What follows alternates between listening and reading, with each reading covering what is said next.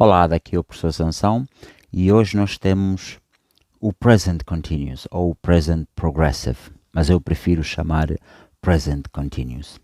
Para começar, nós vamos olhar quando é que a gente usa o Present Continuous. Nós temos assim, de antemão, 3 situações em que nós poderemos usar o Present Continuous. A primeira é a ação no momento, a ação a decorrer no momento. Por exemplo, I am speaking to you. I am teaching English.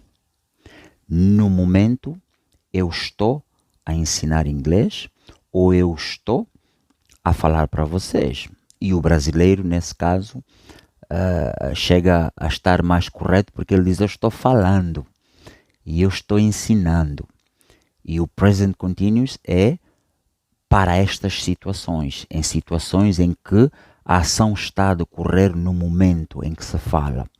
Então, este é o primeiro uso do present continuous ou present progressive. O segundo é situações temporárias que acontecem na nossa vida. Por exemplo, em inglês a gente vai dizer I am reading a book. Eu estou a ler um livro. É uma situação temporária, provisória, porque eventualmente ele irá acabar então de ler o livro. Não está a ler o livro no momento, neste momento da sua vida, ele está a ler aquele livro. Um outro exemplo, eu trabalho no McDonald's, ou abrasileiradamente poderíamos dizer eu estou trabalhando no McDonald's. É uma situação por vezes temporária, porque ele está a trabalhar no McDonald's temporariamente, até que vai encontrar então um trabalho mais permanente. Não é uma situação que está a decorrer no momento, mas sim é uma situação que está a decorrer na sua vida naquele momento. Vamos lá ver, não está a decorrer no momento em que se fala, olha, ele está a trabalhar agora no McDonald's, não. É uma situação que está a acontecer na sua vida neste momento, mas não está realmente a acontecer no momento em que a gente está a falar a frase. Esta é a situação em que o present continuous é usado em situações temporárias da nossa vida. O terceiro uso do present continuous é num arranjo de um futuro próximo. O que é que a gente entende por arranjo de um futuro próximo?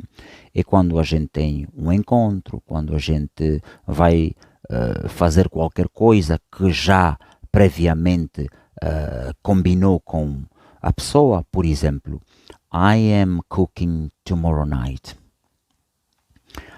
Mais uma vez, a ação não está a decorrer no momento, mas a ação irá decorrer num futuro próximo, que será então amanhã à noite. Fala-se no presente, porque é um arranjo que foi combinado, é uma combinação feita entre duas pessoas em que I am cooking tomorrow night.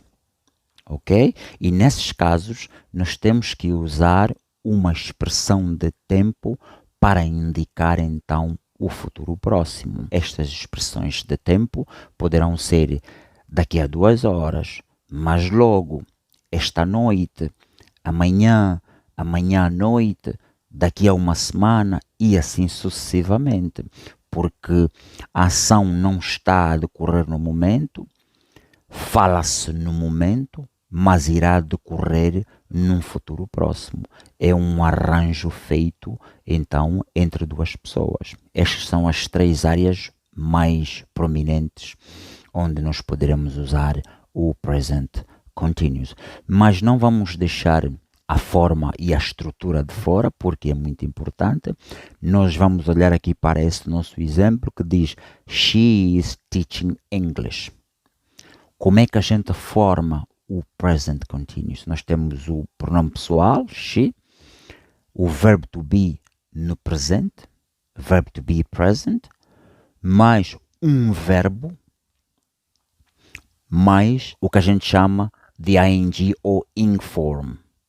Então, vamos lá ver. She is teach é o verbo, teaching.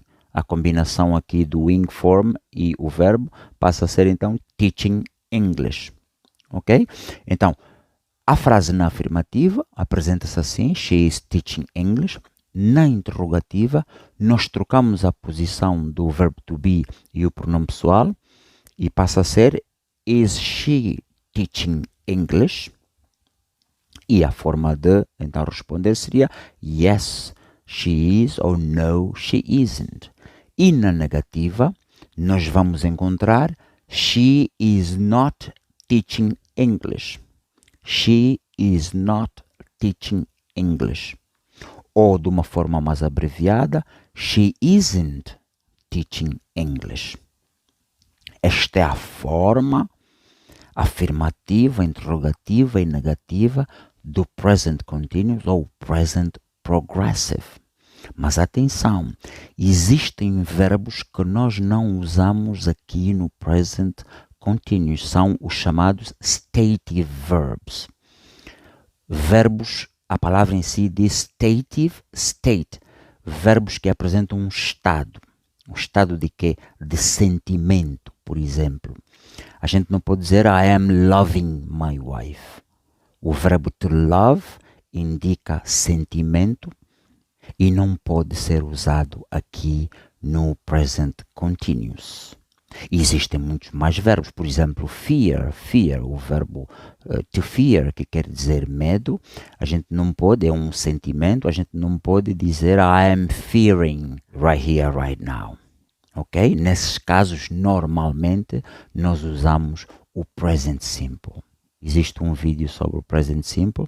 Então, quando a gente comparar o present simple e o present continuous, aí vocês poderão ver realmente quando é que a gente usa um e quando é que a gente usa outro. Não se esqueçam que na língua inglesa existe o present simple, o present continuous, o present perfect, o present perfect continuous.